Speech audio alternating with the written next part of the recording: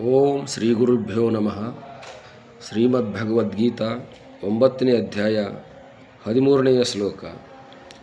ಮಹಾತ್ಮನಸ್ತು ಮಾಂ ಪಾರ್ಥ ದೈವೀಂ ಪ್ರಕೃತಿಮಾಶ್ರಿತಾಃ ಭಜಂತ್ಯನನ್ಯಮನಸೋ ಭೂತ್ವಾ ಜ್ಞಾತ್ವಾದಿಮವ್ಯಯಂ.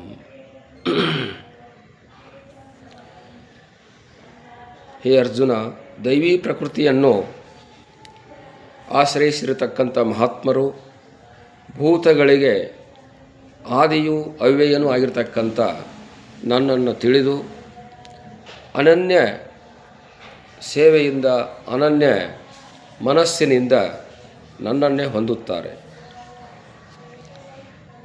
ಸಾಮಾನ್ಯವಾಗಿ ಸಾಧಕರುಗಳಲ್ಲಿ ಕೆಲವೊಂದು ವಿಶೇಷವಾಗಿರ್ತಕ್ಕಂಥ ಜನರು ಅವರನ್ನು ಮಹಾತ್ಮರು ಅಂತ ಕರೆಯಲಾಗುತ್ತದೆ. ಅವರು ಅನನ್ಯವಾಗಿ ನನ್ನ ಸೇವೆಯನ್ನು ಮಾಡಿದವರಾಗಿ, ನನ್ನನ್ನು ಭಜಿಸಿದವರಾಗಿ,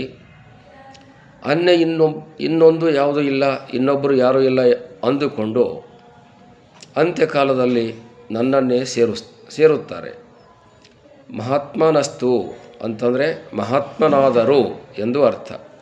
ಮಹಾತ್ಮನಾಗಿರ್ತಕ್ಕಂಥವರಾದರೂ ಅನನ್ಯ ಮನಸ, ಅನನ್ಯವಾಗಿರ್ತಕ್ಕಂಥ ಮನಸ್ಸಿನಿಂದ ಏನು ಮಾಡ್ತಾರೆ? ಒಬ್ಬನಾಗಿರ್ತಕ್ಕಂಥ ಪರಮಾತ್ಮನಿದ್ದಾನೆ, ನಾವೆಲ್ಲರೂ ಅವನ ವಶೀಭೂತರಾಗಿದ್ದೇವೆ, ಅವನಿಂದ ನಾವೆಲ್ಲರೂ ಉತ್ಪತ್ತಿಯಾಗಿ ಬಂದಿದ್ದೇವೆ, ಮತ್ತು ಅವನಲ್ಲಿಯೇ ನಾವು ಹೋಗಿ ಸೇರಬೇಕಾಗಿದೆ ಎಂಬ ವಿಚಾರವನ್ನು ಮಾಡ್ತಾ ಅದೇ ರೀತಿಯಾಗಿ ಅವರು ಚಿಂತನೆಯನ್ನು ಮಾಡಿ ಅಂತ್ಯಕಾಲದಲ್ಲಿ ನನ್ನನ್ನು ಬಂದು ಸೇರುತ್ತಾರೆ.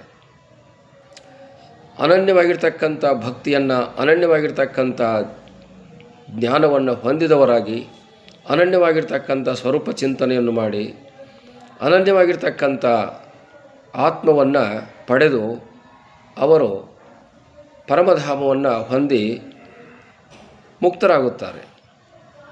ಹಾಗಾಗಿ ನೀನು ಕೂಡ ಮಹಾತ್ಮನಾಗು ಮತ್ತು ಅನನ್ಯವಾಗಿರ್ತಕ್ಕಂಥ ನನ್ನ ಧ್ಯಾನವನ್ನಾಗಲಿ ನನ್ನ ಸ್ವರೂಪದ ಅರಿವನ್ನಾಗಲಿ ಮಾಡಿಕೊಂಡು ಅನನ್ಯವಾಗಿರ್ತಕ್ಕಂಥ ಆತ್ಮಚಿಂತನೆಯಿಂದ ಎಂದೂ ಸಾಕೆನಿಸದೇ ಇರತಕ್ಕಂಥದ್ದು, ಸವೆಯದೇ ಇರತಕ್ಕಂಥದ್ದು, ಸಾತಿಸಿಯ ಪತನಾದಿಗಳಿಂದ ರಹಿತವಾಗಿರುವಂಥದ್ದು ಅದು ಪರಮಧಾಮವಾಗಿದೆ. ಆ ಪರಮಧಾಮವನ್ನು ಹೊಂದಿದವರು ಮತ್ತೆ ಈ ಭವಮರಣಕ್ಕೆ ಬರಲಾರರು. ಆದ್ದರಿಂದ ಅದನ್ನು ನೀನು ಪಡೆಯುವವನಾಗು. ಅದೊಂದನ್ನು ಬಿಟ್ಟು ಇನ್ನೂ ಅನೇಕ ಭಿನ್ನವಾಗಿರ್ತಕ್ಕಂಥ ವೈಭವಯುತವಾಗಿರ್ತಕ್ಕಂಥ ಚಿತ್ರಗಳನ್ನು, ವಿಚಿತ್ರಗಳನ್ನು, ದೈವಗಳನ್ನು ಅವಲಂಬಿಸಿಕೊಂಡು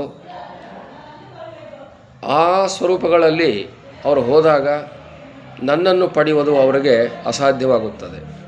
ಆದ್ದರಿಂದ ಯಾರು ನನ್ನನ್ನು ಪಡೆಯಬೇಕು ಎಂದು ಇಚ್ಛೆ ಉಳ್ಳವರಾಗಿದ್ದಾರೆಯೋ, ಇತರೆಯಾಗಿರ್ತಕ್ಕಂಥ ಯಾವ ವಿಷಯಗಳನ್ನು ನೆನೆಸದಲೆ, ಭೌತಿಕ ವಿಷಯನ್ನು ನೆನೆಸದಲೆ, ಭೂತ ವಿಷಯಗಳನ್ನು ನೆನೆಸದಲೆ, ಅವ್ಯಾವುಗಳನ್ನು ಅವಲಂಬಿಸದಲೆ, ಅವೆಲ್ಲವುಗಳಿಗೆ ಸಾಕ್ಷಿಭೂತವಾಗಿರ್ತಕ್ಕಂಥ, ಸಾಕ್ಷಿ ಸ್ವರೂಪವಾಗಿರ್ತಕ್ಕಂಥ, ಚೈತನ್ಯಮಯವಾಗಿರ್ತಕ್ಕಂಥ, ನಿರುಪಾಧಿಕವಾಗಿರತಕ್ಕಂಥ ಮತ್ತು ಯಾವಾಗಲೂ ನಿತ್ಯ ನಿಜಂತರ ಅಜರ ಅಮರ ಅಮೃತಮಯವಾಗಿರತಕ್ಕಂಥ ಅಭಯ ಸ್ವರೂಪವಾಗಿರುವಂಥ ನನ್ನ ಚಿಂತನೆಯನ್ನು ಮಾಡಿ ಅವರು ಮುಕ್ತರಾಗಬೇಕಾಗಿರುತ್ತದೆ.